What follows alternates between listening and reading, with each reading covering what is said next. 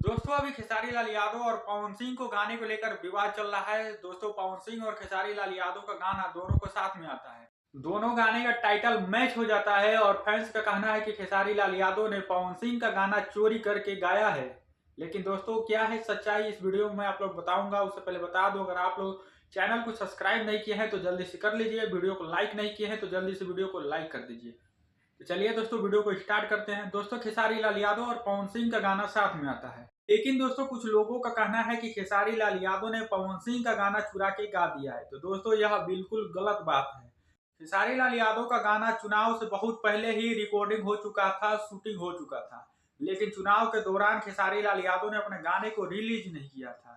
जैसे चुनाव खत्म हुआ उसके बाद से अपने गाने को रिलीज किए हैं। वो भी उनको पता चला कि पवन सिंह का गाना आ रहा है, टाइटल मैच है, कुछ झोल झाल हुआ है जिसके वजह से उनका गाना बहुत जल्दी रिलीज करना पड़ा।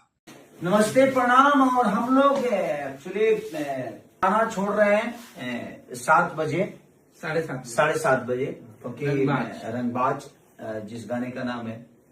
और मुझे लगा जो थोड़ा सा गड़बड़ हो गया है। वो बहुत पहले मैंने उस पोस्टर देखने के बाद मुझे लगा जो शायद कुछ गड़बड़ हो गया है, इसलिए मुझे छोड़ना पड़ रहा है। लेकिन दोस्तों जो खेसारी लाल यादव के ऊपर इल्जाम लगा रहे हैं वो इल्जाम बिल्कुल गलत है। खेसारी लाल यादव ने गाना नहीं चुराया है, बल्कि कई महीने पहले उनका गाना का शूटिंग हो चुका था, रिकॉर्डिंग भी हो चुका था। अपने वीडियो में खुद बोले हैं